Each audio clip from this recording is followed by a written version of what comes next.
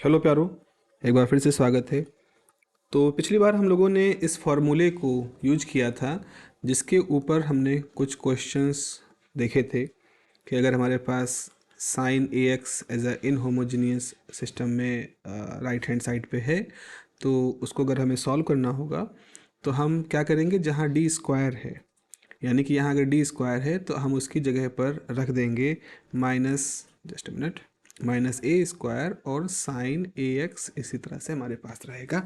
इसी तरह से अगर हमारे पास ये है टर्म और कॉस ए एक्स है तो कॉस ए एक्स ऐसे ही रहेगा और इस डिफरेंशियल इक्वेशन में हम डी स्क्वायर की जगह पे माइनस ए स्क्वायर रख देंगे।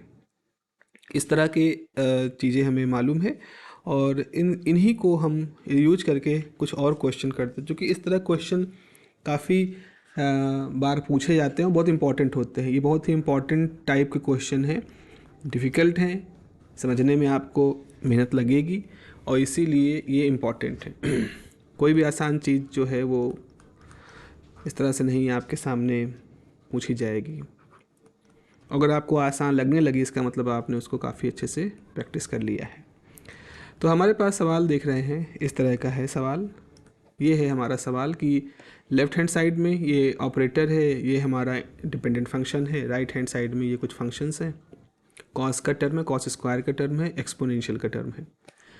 अब सबसे पहले तो हमें सोल्यूशन जब निकालना शुरू करना है तो सबसे पहले हम क्या करेंगे, सबसे पहले तो हम इसकी ऑक्सिलरी इक्वेशन बना देंगे। तो आप ऐसे लिखोगे, auxiliary equation for above differential equation is m cube plus 1 is equal to 0, है ना, सीधी सी बात है, m cube plus 1 is equal to 0। अब देखिए यहाँ पर अब इसको सॉल्व करने का तरीका क्या होता है। अब m क्यूब है तो इसमें हम कैसे इसको अप्लाई करेंगे, तो एक तरीका तो यहाँ ऐसा निकलता है कि मान लो इसको सेटिस्फाई करने वाली इक्वेशन कौन सी है, m इजिकल टू -1। जैसे m इजिकल टू -1 आप रखोगे तो ये हो जाएगा -1 की पावर -1 क्यूब, तो ये -1 हो जाएगा, तो -1 प्लस 1 जो है 0 हो जाएगा, है ना। ये पूरा टर्म -1 हो जाएगा और ये 1 है तो कट के 0 हो जाएगा। इसका मतलब m इजिकल टू -1 इसका एक रूट है, यानी कि m प्लस 1 इसका एक फैक्टर होगा। तो इसको जो फैक्टराइज करेंगे उसमें हमें इतना तो पक्का मालूम है कि m प्लस 1 होगा। तो हम तरीके के रूप में क्या लिखेंगे, m प्लस 1 को कम से कम 3 बार तो लिखेंगे ही, चूँकि यहाँ रूट 3 है। अब हम इस एल्जेब्रिक एक्सप्रेशन को यहाँ से कैसे रिकवर करेंगे, m स्क्वायर से अगर आप मल्टीप्लाई करोगे तो ये कितना आ जाएगा, m cube plus m square. ये सब सारा काम आपको रफ में करना है, या आपको रफ में करना है, ठीक है। तो m cube plus m square. अब यहाँ पर m स्क्वायर यहाँ तो है नहीं तो हमें m स्क्वायर हटाना है, तो अब माइनस m से मल्टीप्लाई कर देंगे तो यहाँ आ जाएगा m स्क्वायर, इसका इससे मल्टीप्लाई करके m स्क्वायर आ जाएगा और ये हो जाएगा माइनस m। यहाँ माइनस m भी नहीं है तो हम यहाँ पर +1 कर देंगे तो इससे आ जाएगा m और +1। तो आप देख रहे हो ये दोनों कैंसिल हो जाएगा 0, ये दोनों कैंसिल हो जाएगा 0, बचेगा केवल m क्यूब और +1 जो कि आपको चाहिए। तो आपके पास फैक्टर m-1 तो था ही, अगर हम इसमें m+1 को बाहर निकाल दें तो ये बचेगा m square minus m plus 1 is equal to 0। तो बच्चों जैसे आप जब अपना एक्सप्रेशन कर रहे होगे तो m क्यूब तक लिखा है, उसके बाद आप लिखोगे we can factorize it as, आपको ये दो चीज़ें लिख देनी है सीधे तौर पर। ये सब चीज़ें आप एक तरह से आप रफ में अपने पास कर रहे हो। सो आपको अपने आंसर में यहाँ पे आ गए। अब देखो m+1 तो ठीक है, इसको भी अब हम कुछ इसको सॉल्व करना पड़ेगा। अगर a square minus 2ab plus B square हो जाता, अगर यहाँ 2 होता लेकिन 2 नहीं है, तो अगर ऐसा नहीं है तो हम इसको सिद्धाचार्य मेथड से करेंगे, यानी कि हम इसकी तुलना करेंगे ax square bx plus C equal to 0 से। यहाँ हमारे पास a दिख रहा है 1, b दिख रहा है -1, c दिख रहा है 1, तो इसका रूट क्या हो जाएगा, इसका रूट हो जाएगा m इजिकल टू -b होता है तो यहाँ -1 है b, तो ये हो जाएगा 1 प्लस माइनस b स्क्वायर मतलब 1, 4ac मतलब 4 इंटू 1 अपॉन 2, तो ये हो जाएगा 1 plus minus under root -3 upon 2 और ये हो जाएगा 1 + -1 i √3/2। तो इसको आप डिस्ट्रीब्यूट कर दोगे तो ये हो जाएगा आपका हाफ ± i टाइम √3/2। तो इस तरह से आपके पास कुल कितने रूट आ गए? आपके पास कुल आ गए 3 रूट। कौन कौन से रूट हैं? पहले तो आपने लिखा था द रूट्स आर m = -1। जब आपने इसको 0 के इक्विवेलेंट किया, उसके बाद एक है हाफ + i √3/2, दूसरा है हाफ -i √3/2। तो ये जो रूट है तो अल्फ़ा ± i बीटा के फॉर्म में है ये दोनों रूट, तो लेकिन ये रूट तो सिंगल है। तो ऑक्सिलरी इक्वेशन क्या हो जाएगी? सॉरी, ऑक्सिलरी नहीं, the complementary function. The complementary function for it will be, the complementary function for it will be कैसे होगा भाई? y = some constant c1 e⁻−1 time x plus, अब देखो अल्फ़ा यहाँ पे कितना है? हाफ, तो e⁻∝x होगा, मतलब x/2 होगा।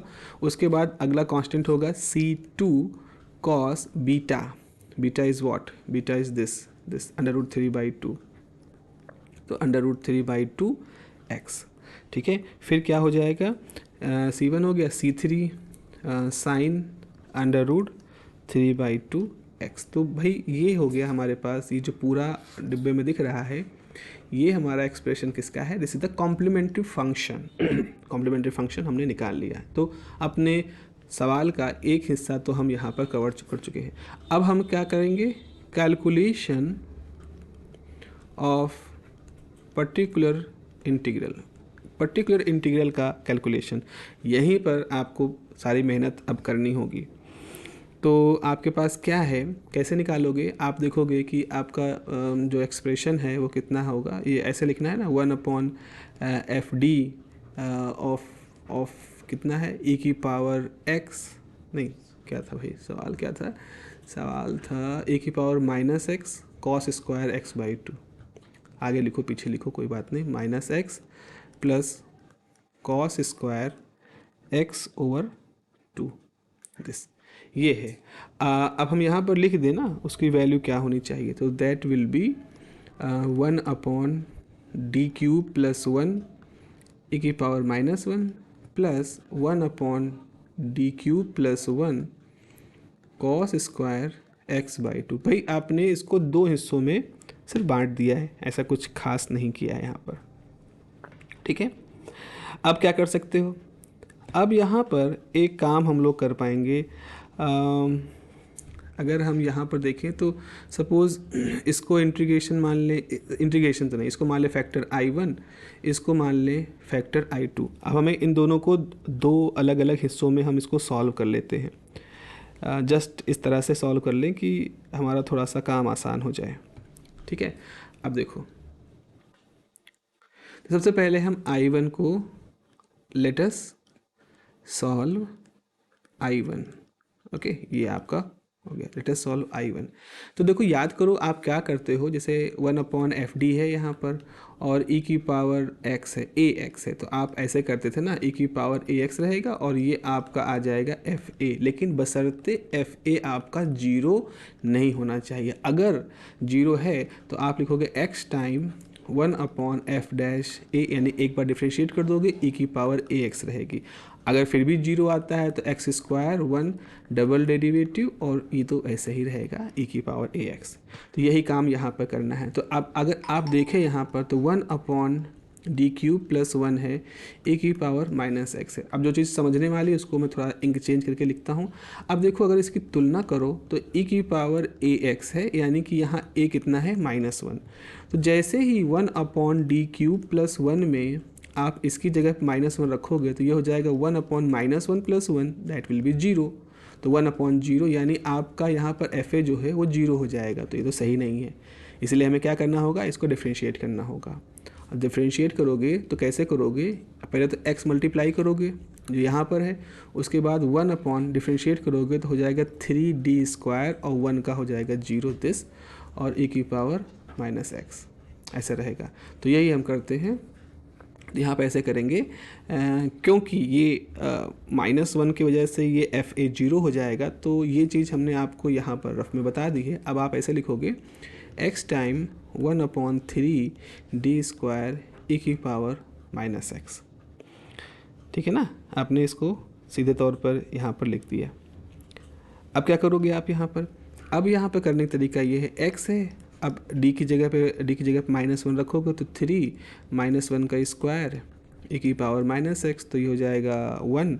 तो यहाँ से आपका फॉर्मूला हो जाएगा x/3 e की पावर -x, x/3 e की पावर -x। तो ये इसका तो काम तमाम हो गया, इस जो I1 है इसका काम ख़त्म हो गया। अब आते हैं हम I2 के पास। फॉर I2 आपके पास क्या है, 1/d³ + 1 cos स्क्वायर x/2। अच्छा, इसको कैसे करेंगे, इसको हम क्या करते हैं ना, cos के टर्म में हम पहले कन्वर्ट कर सकते हैं। हमें मालूम है कुछ फार्मूले कि जैसे cos 2θ जो होता है वो होता है 2 cos स्क्वायर थीटा -1, इस तरह से होता है। तो यानी कि 2 cos square theta is 1 + cos 2θ, या cos square theta is 1 + cos 2θ/2। ये एक फार्मूला है जो हमारे पास ऑलरेडी है। तो हम क्यों ना यहाँ पर जो x/2 है इसको हम थीटा मान लें।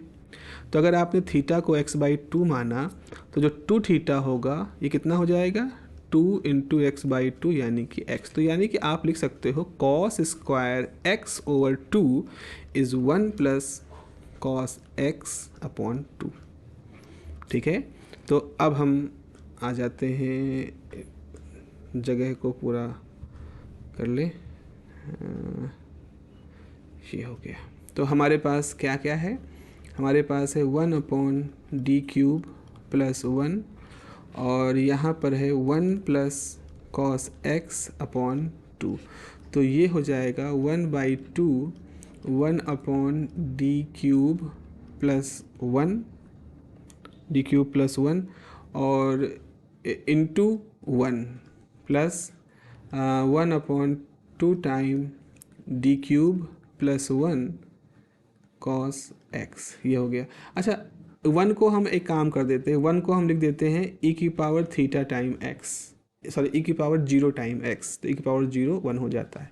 ऐसा करने से फ़ायदा ये होगा ना कि हम ये एक्सपोनेंशियल वाला फार्मूला यहाँ लगा पाएंगे। तो अगर आप ऐसा करोगे 1/2, तो आपको d की जगह पे a रखना है, यानी कि 0³ + 1 और e की पावर 0 टाइम x, इधर क्या हो जाएगा 1/2।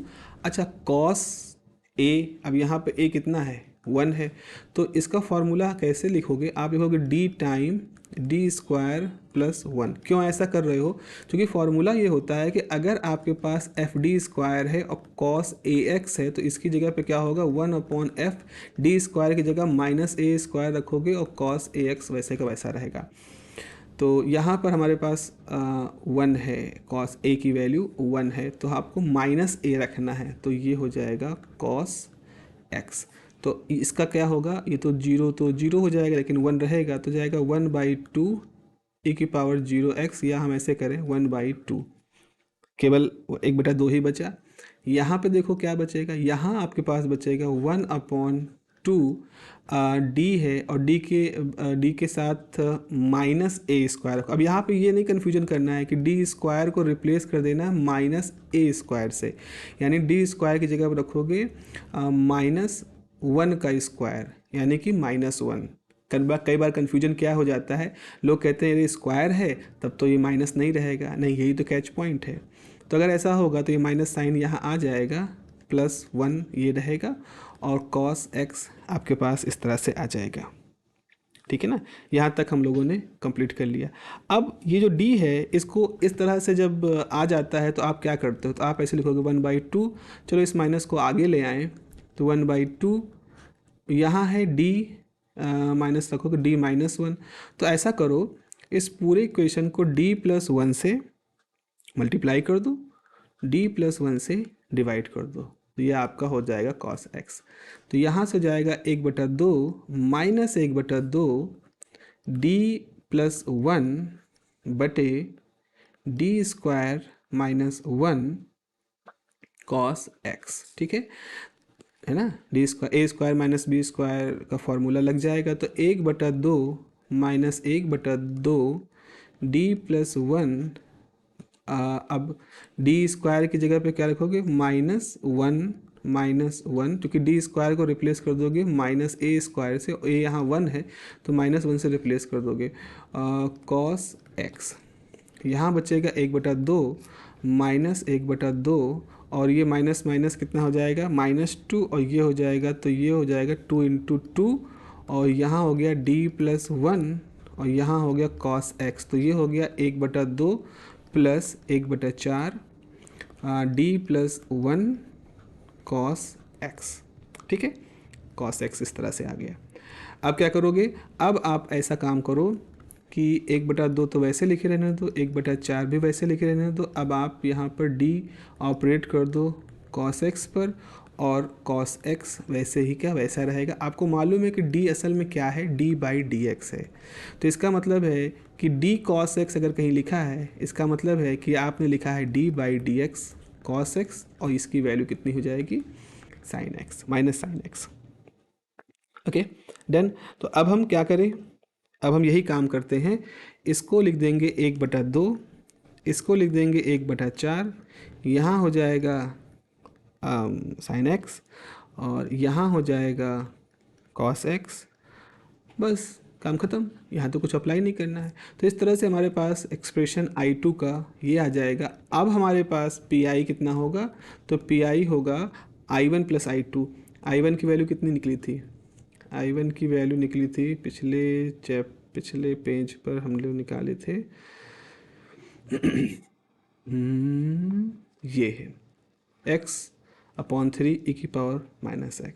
Okay, so what we have is x/3 e⁻⁻x, और I2 कितना है 1/2 minus sin x/4 plus cos x/4। This is the PI। Okay, और अगर हम इसका कंप्लीट सोल्यूशन निकालना चाहें तो कितना होगा, तो कंप्लीट सोल्यूशन जो हो जाएगा, so complete solution is what, y = complementary function और पर्टिकुलर इंटीग्रल जोड़ना पड़ेगा। तो c1 e⁻⁻x है, e⁻x/2 है, जो कि अल्फ़ा की वैल्यू हाफ थी। फिर हो जाएगा c2 cos √3/2x plus c3 sin √3/2x, ये कंप्लीट हो जाएगा, plus x/3 e⁻⁻x plus half minus sin x/4 plus cos x/4। तो this is the complete result आपके इस एक्सप्रेशन का हो जाएगा। तो आप देख रहे हो ठीक ठाक सा क्वेश्चन है, अच्छा क्वेश्चन है, और इस तरह के क्वेश्चन आपको मिलते हैं इस एक्सरसाइज, इस यूनिट में। लंबे होते हैं but they are very systematic if you are well aware, अच्छी तरह से जानकारी है आपको चरणबद्ध तरीके से, तो आप थोड़ा सा इन्जॉयमेंट के साथ इसको देखिएगा कि कैसे कैसे हम बचते हैं ना। ऐसे लगता है कि अच्छा ये आ गया, चलो इसको कैसे सॉल्व कर लेते हैं, ये आ गया, चलो इससे ऐसे बच के जाते हैं। It's very much like video game. जैसे वीडियो गेम में भी आप रोना नहीं रोते हो कि अरे बार बार हमारी लाइफ हीरो ख़त्म हो रहा है, बार बार गेम वहीं से दौड़ के फिर आ रहा है, यू स्टार्ट टू इन्जॉय। वैसे ही मैथमेटिक्स का भी हिसाब किताब रहता है। चले एक और सवाल हम लोग यहाँ पर देख लेते हैं। अगला सवाल हमारा कुछ ऐसा है कि कुछ है इस तरह से कि d2y/dx² है, -2 dy/dx है, प्लस 2y है, ठीक है। राइट हैंड साइड में साइन हाइपरबोलिक, या हाइपरबोलिक के टाइप का क्वेश्चन है, तो इसलिए हमने इसको यहाँ पर चुना है, और साइन √2x है इस तरह से। तो हाइपरबोलिक जो होता है ये एक खास तरह का फंक्शन होता है, जो कि मतलब आयलर थ्योरम से ही इसको हम लेते हैं। जैसे e⁻i θ = cos θ plus i sin θ, इस तरह से आप लिखते हो। लेकिन उस हिसाब से अगर आपको उस हिसाब से अगर आपको साइन लिखना होता है तो आप लिखते हो e की पावर आई थीटा प्लस e की power minus I theta upon 2 time I, और कॉस थीटा लिखना होता है तो आप लिखते हो e की पावर आई थीटा माइनस e की पावर माइनस आई थीटा अपॉन 2। ये हमने आयलर के फॉर्मूले से निकाले। लेकिन अगर ये एक्सपोनेंशियल नहीं है तो ऐसी स्थिति में साइन हाइपरबोलिक x जो होगा या साइन हाइपरबोलिक थीटा जो होगा दैट इज़ e की पावर x e की पावर x, कुछ गड़बड़ तो नहीं कर रहे हैं यहाँ पर। अगर हम माइनस आई कर देंगे तो देखिए यहाँ पर कॉस थीटा की वैल्यू क्या हो जाएगी, माइनस आई हो जाएगा, तो एक में प्लस आई एक में माइनस आई कट जाएगा और फिर दोनों को जोड़ देंगे तो हाँ, तो यहाँ पर होता है e की पावर माइनस एक्स अपॉन 2। तो ये जो साइन हाइपरबोलिक x है इसको आपको इस तरह से एक्सपोनेंशियल के फॉर्म में कन्वर्ट कर लेना है। बस यही इस पूरे एक्सरसाइज का कैच पॉइंट है। तो पहले तो हम इसका ऑक्सिलरी इक्वेशन बना लेते हैं। तो आप देखोगे the auxiliary equation is, what is auxiliary equation, m square 2m plus 2 is equal to 0. Again a square minus B A square plus B square minus 2ab जैसा नहीं है ये, तो इसको सीधा 4 मेथड से सॉल्व करेंगे तो इसके रूट क्या हो जाएंगे, b की जगह पर है -2 तो हो जाएगा +2 अंडर रूट बी स्क्वायर हो गया 4, 4ac 4 दूनी 8 अपॉन 2, तो ये हो जाएगा 2 प्लस माइनस अंडर रूट -4 2 तो जाएगा 2 plus minus I time 2 divided by 2, तो m की वैल्यू हो जाएगी 1 प्लस माइनस आई, सिर्फ यही दो हो जाएगा, यानी कि m के दो रूट होंगे, एक m 1 प्लस आई और दूसरा 1 माइनस आई, ये दो रूट हो जाएंगे m के, ठीक है ना, ये दो रूट हो जाएंगे। और ये दोनों अल्फ़ा प्लस आई बीटा है, अल्फ़ा माइनस आई बीटा है, तो ये अल्फ़ा प्लस माइनस आई बीटा के फॉर्म के रूट हो गए हैं। तो इसके सोल्यूशन हम कैसे लिखेंगे, इसके सोल्यूशन हम ऐसे लिखेंगे कि हमारा कॉम्प्लीमेंट्री फंक्शन जो होगा वो ऐसा हो जाएगा, बीटा 1 है ना, तो ये जाएगा e की पावर अल्फ़ा x यानी कि x 1 अल्फ़ा 1 है, और c1 कॉस बीटा यानी कि 1 into x plus c2 sign beta यानी कि 1 इंटू एक्स। तो ये आपका स्ट्रेट फॉरवर्ड सा सीधा सा एक तरह का रिलेशन आ गया है।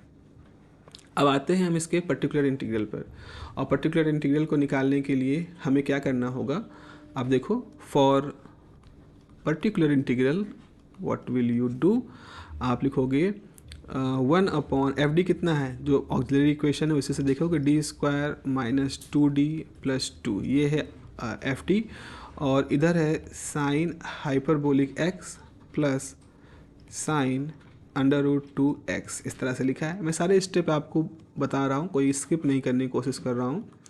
जो बहुत ही ऑब्वियस किस्म के स्टेप हैं उनको ही हम थोड़ा सा कह के आगे बढ़ रहे हैं, बट ये देखें ऐसे हो जाएगा 1 upon D square minus 2d plus 2 is sine under root 2 time x, ठीक है।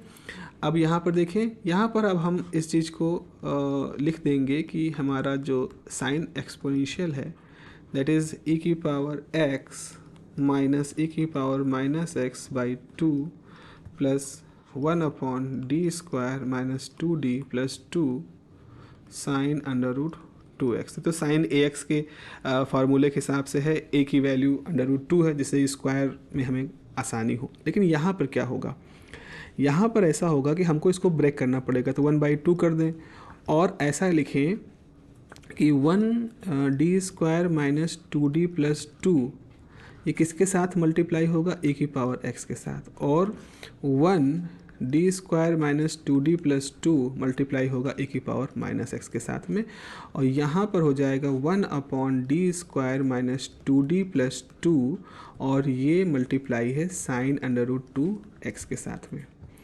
तो ऐसी स्थिति में आप क्या करते हो, यहाँ a की वैल्यू 1 है तो d की जगह पर आपको ये रख देना होगा, ऐसे तो होगा।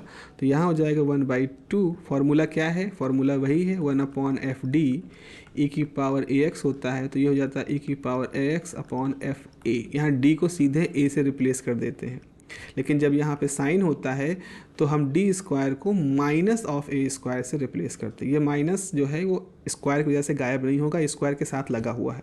तो यहाँ पर आ जाएगा डी की वैल्यू, चूँकि ए 1 है, यहाँ पर 1 टाइम एक्स है ना, तो ए 1 है, हो जाएगा 1 स्क्वायर माइनस 2 इंटू 1 प्लस 2। बहुत अच्छी बात यहाँ ये है कि जीरो नहीं हो रहा है, ये -2 प्लस 2 कट गया तो 1 तो बच रहा है, e की पावर x रहेगा। फिर यहाँ पर क्या बचेगा, यहाँ -1 है, तो आपको क्या करना है, -1 का स्क्वायर तो 1 हो जाएगा, और यहाँ हो जाएगा -2 इंटू -1, तो -2 इंटू -1 प्लस 2 और प्लस 2 ये रहेगा e की पावर -x, ये हो गया। इधर देखो यहाँ पे क्या होगा, डी स्क्वायर जहाँ है इसकी जगह पे तो आप क्या कर दोगे, डी स्क्वायर की जगह पर रख दोगे -√2 का स्क्वायर यानी कि -2, और -2d प्लस 2 साइन √2x। इस बात को समझे, डी स्क्वायर को रिप्लेस कर दिया -a स्क्वायर से, यानी कि आपने लिखा होगा -2 का होल स्क्वायर से इसको रिप्लेस कर दिया, तो ये -2 है इस तरह से। अब हम क्या करेंगे, यहाँ तो -2 प्लस 2 कट रहा है ना, तो ये और ये कैंसिल हो जाएगा। अब ज़रा नीचे आके देखते हैं, तो यहाँ से आपके पास आ जाएगा 1/2, और यहाँ बचेगा आपके पास e की पावर x माइनस 1/2, 2 दूनी 4, नहीं 2 प्लस 2 प्लस 4 1 5, तो 1/5 बाहर तो है, ठीक है, e की पावर -x ये हो गया, प्लस यहाँ कितना बचेगा 1/-2 टाइम d, -2 टाइम d, ये क्या हो जाएगा साइन √2x। देखिए कुछ छूट तो नहीं रहा है, ठीक है ठीक है ठीक है ठीक है ठीक है ठीक है। अब यहाँ से हो जाएगा e की पावर x/2 -1/10 e की पावर -x। यहाँ पर आप क्या कर सकते हो, चलो इसको माइनस को हम माइनस कर दें, तो ये हो जाएगा 1/2 टाइम d साइन √2x। अच्छा एक चीज़ देखो बच्चों, अब ये d है ना, इसको स्क्वायर करना है, तो आप क्या करो, d से मल्टीप्लाई कर दो, d से डिवाइड कर दोगे, तो इससे क्या होगा, e की पावर x/2 ऐसे रहेगा, e की पावर -x/10 वैसे रहेगा। यहाँ हो जाएगा d/2 माइनस √2 का स्क्वायर मतलब -2 और साइन √2x, तो ये हो जाएगा e की पावर x/2 माइनस e की पावर -x/10, और ये हो जाएगा -4 तो plus 1/4 differentiation of sine √2x। तो यहाँ से हो गया e की पावर x/2 e की पावर -x/10 1/4, साइन का हो जाएगा cos √2x, और ये हो जाएगा √2। एक साइन का जब डिफ्रेंशिएशन होगा तो ये √2 तो यहाँ आ जाएगा।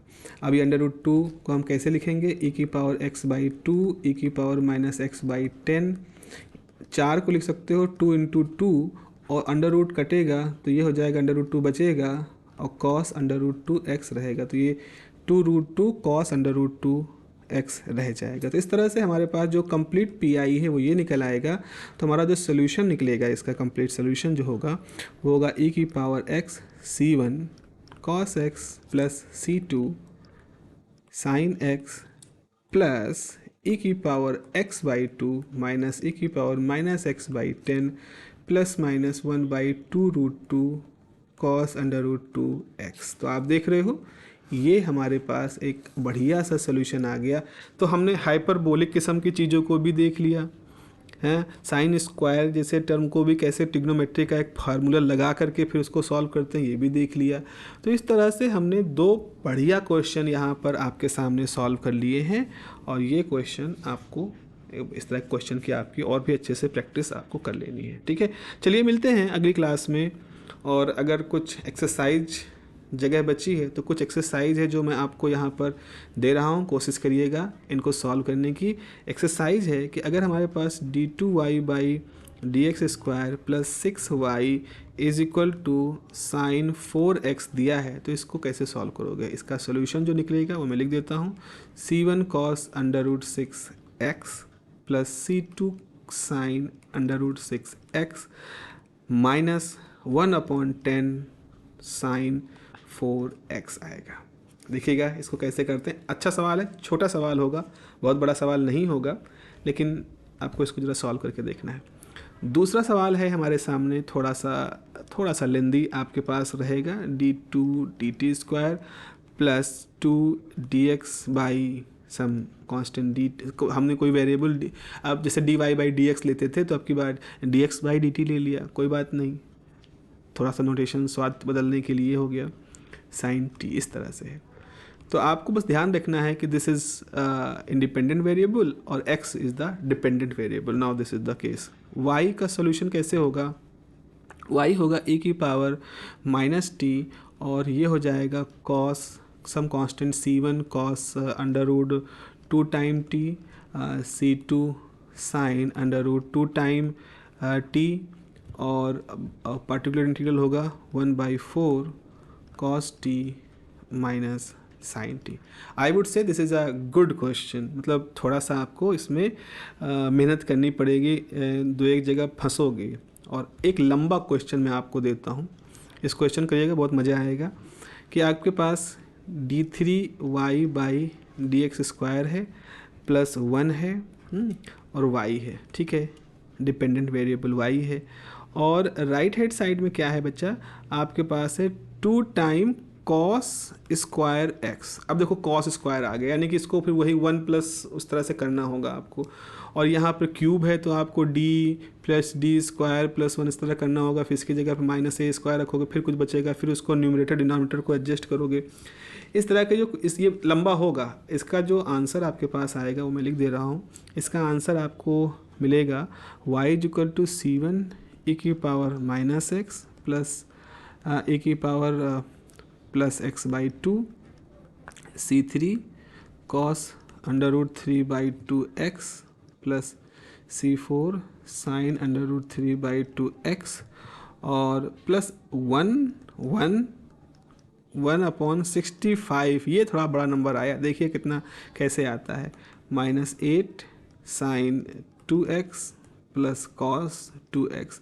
तो आज बच्चों जो हमने एक शुरुआती जो पहला क्वेश्चन किया है वैसा ये क्वेश्चन होगा और इसको ज़रूर ट्राई करना। देखो ये जो क्वेश्चन हम आपको दे रहे हैं इनको ज़रूर ट्राई करिएगा, because it's a very obvious thing, you can't learn the mathematics without doing it. It is just like swimming, learning swimming और साइकिलिंग।